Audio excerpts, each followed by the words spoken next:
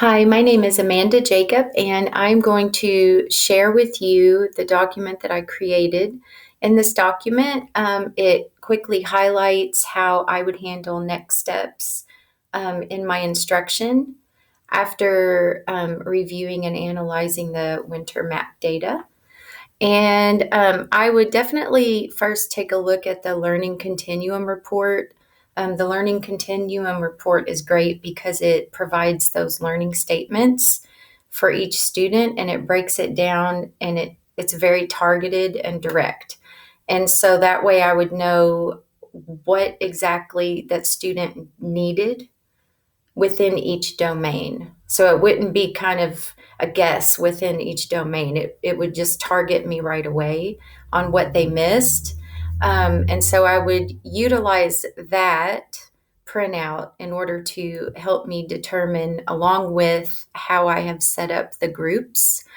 I would create targeted interventions during a math workshop time. And or during that small group instruction during math time.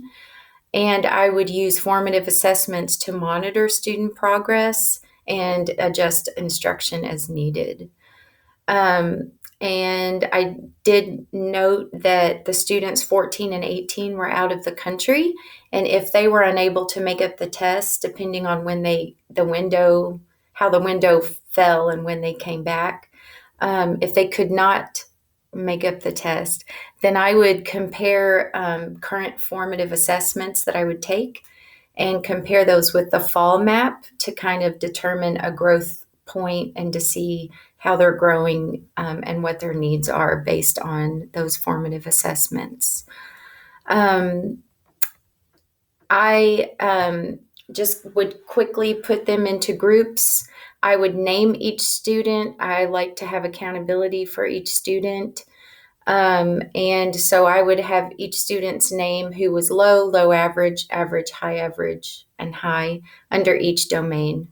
And I did a quick example of how I would do that within this.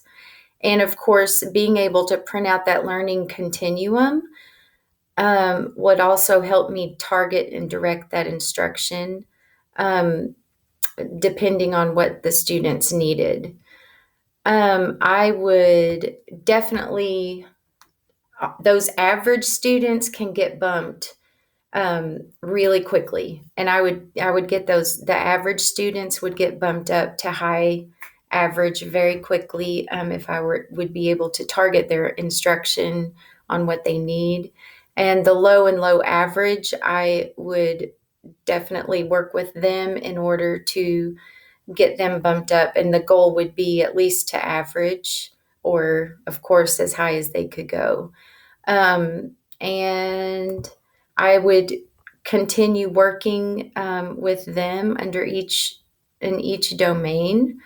Of course, I know that in third grade, multiplication and division are they're the big ones. So I would make sure to focus on that for the students who were low or low average in that, or even average. Because again, I really think those average are right there in the middle and it's kind of like they just need a little kickstart to go.